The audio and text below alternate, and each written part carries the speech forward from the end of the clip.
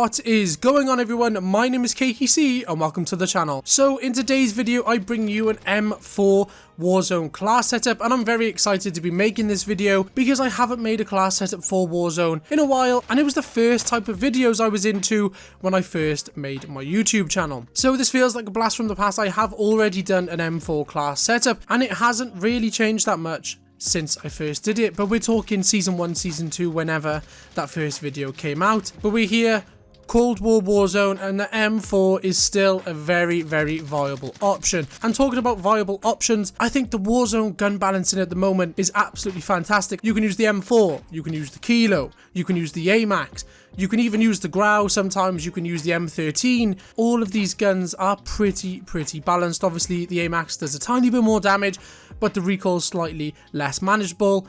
And the same with the M4, the Kilo is still pretty easy to use, and the M13 is still pretty easy to use, but they do less damage. The gun balance inside of Warzone is in a very good state.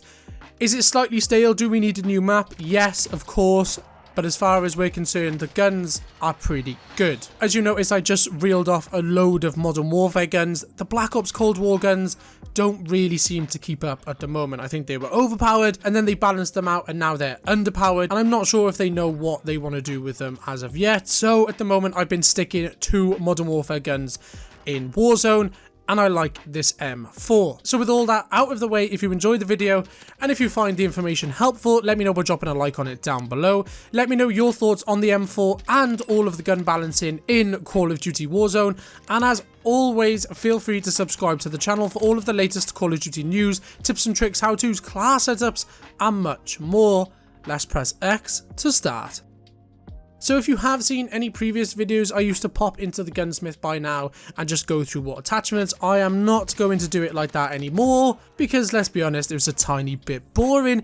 We're just going to keep the gameplay up on screen and we're going to pop screenshots of the attachments as we go through them. So let's start off with the obvious, the muzzle, and we're going for the Monolithic Suppressor. Do I need to say anything more on this topic? Sound suppression, damage range, it is going to take away some ADS speed and it is going to take away some aim, walk, and steadiness. But those two pros, the sound suppression and the damage range, are an absolute must. So nothing out of the ordinary on this class setup. Moving on to the barrel, we have the stock M16 Grenadier Barrel. This is 2 out of 5 barrels. This is going to give you damage range, bullet velocity, and the recoil control. It is going to take away some ADS speed and it is going to take away some movement speed, but we are playing Warzone. Some of the gunfights tend to be at a longer range. The other obvious choice here would be the Corvus Custom Marksman, but I do prefer the stock M16 Grenadier. So moving on, we're going to go for the Underbarrel next, and we're using the Commando Foregrip. Recoil stabilization and aiming stability are the pros on that one. It is going to take away some movement speed again. It does help to be running this class with a pistol or a submachine gun, so you do have that mobility if you need to swap over, because sometimes this M4 can get a bit heavy, it can get a bit clunky, but the Commando Foregrip is going to give us the best recoil stabilization on the M4. Moving on to the ammunition, we're playing Warzone, guys. We're not in multiplayer, we're not in Cold War, we're not in Modern Warfare. We are in Warzone.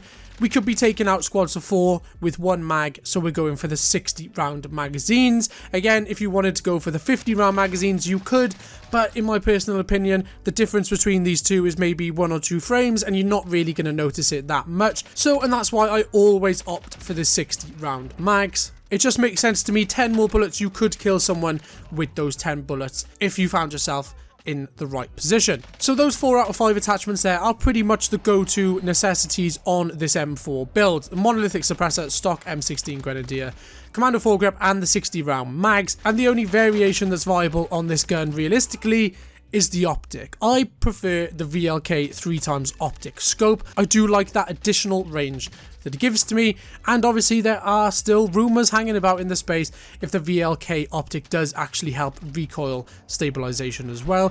But the other perfectly viable option would be the Corp Combat Holographic Sight, and if you have unlocked the blue dot for this one, that will help as well. That just makes the dot reticle inside of the holographic sight smaller and it looks more like a red dot sight. So if you have that, great, stick it on.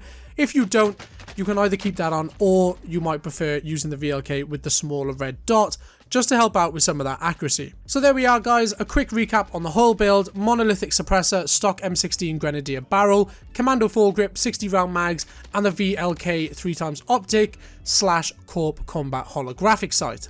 So we're keeping it short and sweet here, we're keeping the energy up. If you enjoyed the video, let me know by dropping a like on it down below.